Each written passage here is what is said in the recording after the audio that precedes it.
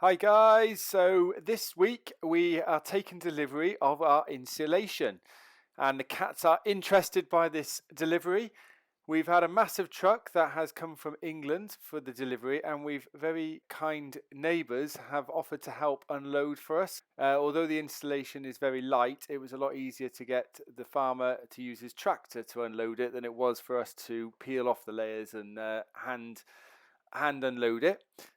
So as you can see, the tractor did a great job of delivering all of our insulation, and we've had to store it in our barn so that it's ready for use when we do the installation of the floor and the roof and everything else. This week we're going to be hopefully laying the concrete or digging a hole, putting certain layers in ready for the concrete. First of all, I've got to prepare the ground ready for the man who's coming with the digger.